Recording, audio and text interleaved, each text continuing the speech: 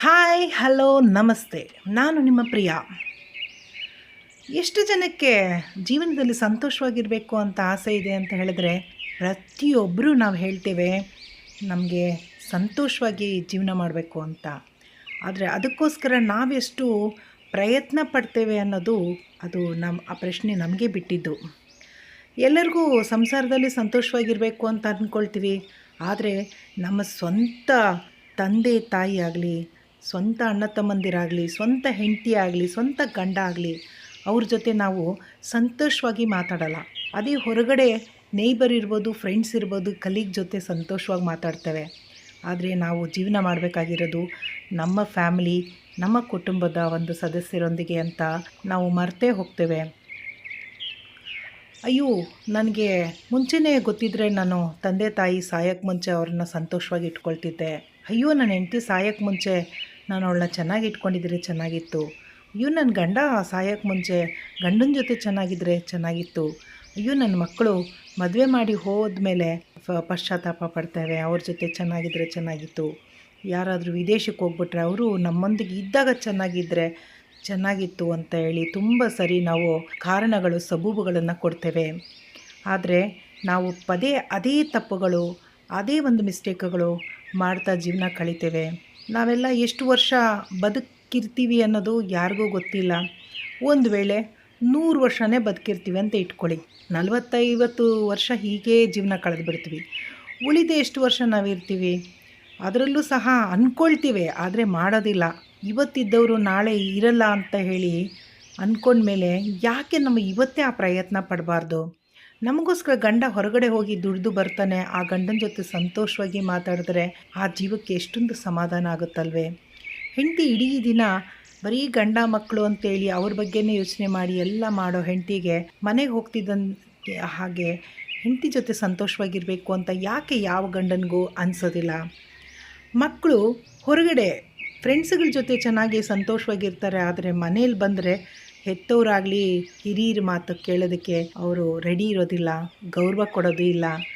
ಯಾಕೆ ಇದು ನಾವು ಇದ್ದಾಗಲೇ ಯಾಕೆ ಸರಿಪಡಿಸ್ಕೋಬಾರ್ದು ಅನ್ನೋದೇ ನನ್ನ ಒಂದು ಪ್ರಶ್ನೆಯಾಗಿದೆ.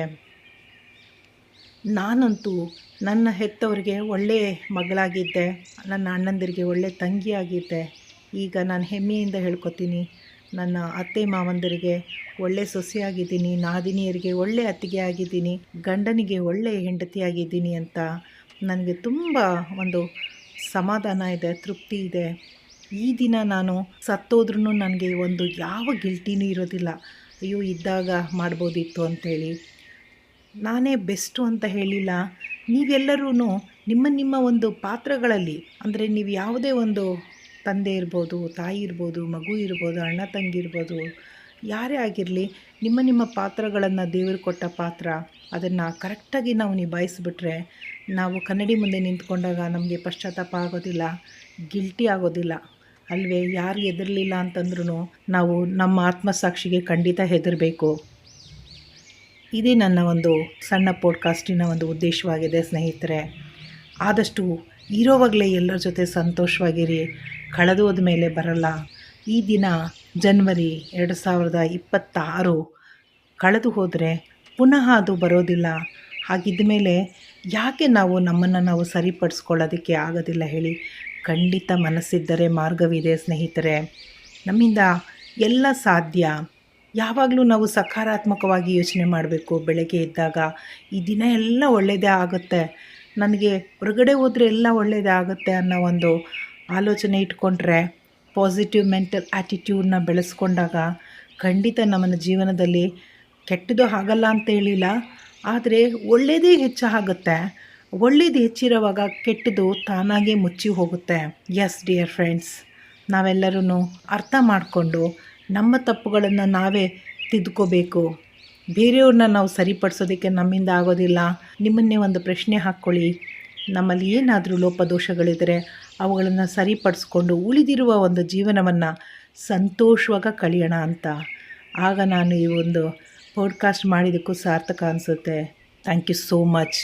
ನೀವು ನನ್ನ ಒಂದು ಯೂಟ್ಯೂಬ್ ಚಾನಲನ್ನು ವೀಕ್ಷಣೆ ಮಾಡಿ ನಿಮಗೇನಾದರೂ ಉಪಯೋಗ ಆಗಿದ್ದರೆ, ನನ್ನ ವಿಷಯಗಳಲ್ಲಿ ಏನಾದರೂ ಸತ್ಯವಿದ್ದರೆ ದಯವಿಟ್ಟು ನನ್ನ ಚಾನಲ್ನ ಸಬ್ಸ್ಕ್ರೈಬ್ ಮಾಡಿ. ಶೇರ್ ಮಾಡಿ, ಲೈಕ್ ಮಾಡಿ. Thank you dear friends. ನೀವು ಕೊಟ್ಟಂಥ ಪ್ರೀತಿ, ಆದರಣೆ ಎಲ್ಲದಕ್ಕೂ ನಾನು ನಿಮಗೆ ಧನ್ಯವಾದಗಳನ್ನು ಹೇಳೋದಕ್ಕೆ ಇಷ್ಟಪಡ್ತೀನಿ. Thank you so much. ದೇವರು 2026ನೇ ವರ್ಷ ನಿಮ್ಮ ಕನಸುಗಳೆಲ್ಲ ನನಸಾಗಿ ನಿಮ್ಮ ಒಂದು ಕುಟುಂಬದಲ್ಲಿ ಸಂತೋಷ ತುಂಬಿ ತುಳುಕಲಿ. ದೇವರಿಗೆ ನಿಮ್ಮೆಲ್ಲರ ಪರವಾಗಿ ನಾನು ಪ್ರಾರ್ಥನೆ ಮಾಡ್ಕೊಳ್ತೀನಿ. Thank you friends.